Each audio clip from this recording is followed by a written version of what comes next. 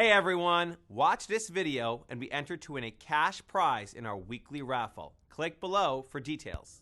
Hello everyone, welcome back to the Podcast Fellowship Daily Trivia. Today we are moving on to something called Mishna. We all know we just had the holiday of Shavuot, which is when we got the Torah from God 3,000 plus years ago. And the Mishna, the Torah is the written Torah, right? That's the 5 books of Moses. What you might see in what you would see in a synagogue.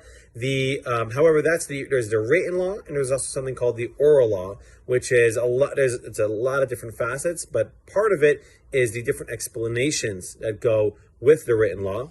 For instance, if it says in the written law that you should sit in a sukkah for a week out of the year, what does it look like? How do I do it? When do I do it? Etc., etc. That might be part of the oral law. Another part of the oral law is all of the ethics that go behind the mitzvot in Judaism. A lot of that is compiled in a book called Avot, which means fathers, Pirkei Avot, the chapters of our fathers, sometimes known as the ethics of our fathers. And all of these ethics go all the way back to Moshe Rabbeinu, Moses, our teacher, getting the Torah at Sinai. And so here we go. We're going to start, obviously, at the beginning. Mishnah Aleph, which means Mishnah number 1.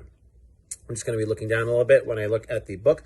Moshe kibel Torah misinai. Moshe got the Torah, as we know, from Sinai. Umisara Yoshua, and he passed it on to Yoshua.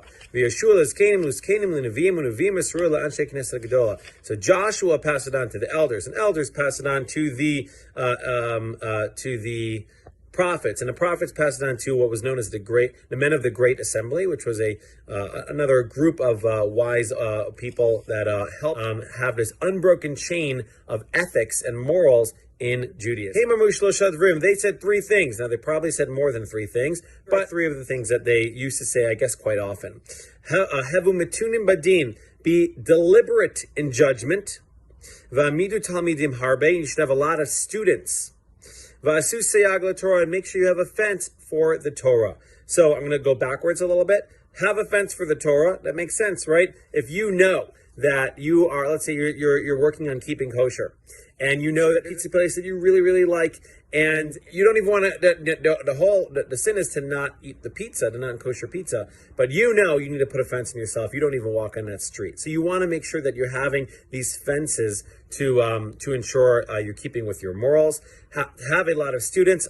As a teacher, I've learned more from my students than maybe from anywhere else. And I'll close with Be Deliberate in Judgment. There's a book called Emotional Intelligence by Mark Brackett. He's the director of the Center of Emotional Intelligence at Yale University. And he has this whole book called Permission to Feel.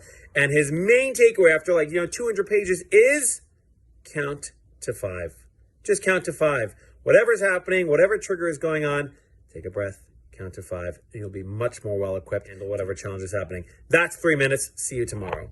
Thanks for watching. Reminder to share your 1 to 2 sentence takeaway from this video to be entered to win a cash prize in our weekly raffle. Click below for details.